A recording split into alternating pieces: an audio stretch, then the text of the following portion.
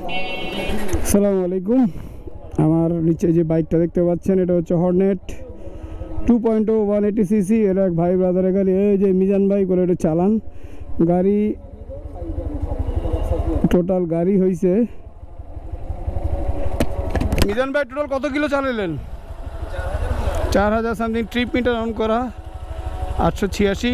আর এটা হচ্ছে 17 BHP 16 torque. আর বাংলাদেশে নতুন একটা 100 সিসির বাইক আসছে। বাইকের ক্লাসটা একটু চলেন চালাই দিই। গিয়ার ফার্স্ট সেকেন্ড গিয়ারে আছে।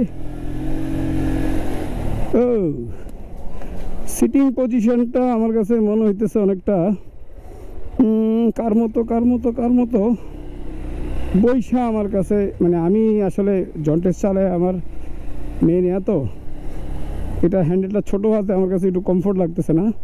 সমস্যা হয়েছে এইটাই। তবে গুড, গাড়িতে ভাইব্রেশন নাই বলতে গেলে চলে। গাড়ির সাউন্ড গুড। 6 গিয়ারের গাড়ি, সিঙ্গেল সিলিন্ডার, 4 ভ্যালভ। হালার আড্ডা দিতেছে, আমি গাড়ি নিয়ে ঘুরতেছি। মিজান ভাইয়ের ফাও গাড়ি পাইছি, সেকেন্ড গিয়ারেই ঘুরতেছি। 7000 কিলো চলা গাড়ি। গাড়িটা খুবই স্মুথ।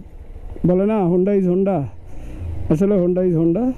তবে যারা 180 সিসি সেগমেন্টের বাইক পছন্দ করেন এবং বাংলাদেশের মার্কেটে বিশেষ কোম্পানি 250 সিসির বাইক আনছে, 70 সিসি বেশি, দামেও হেঁড়া ভাঙ্গা দাম।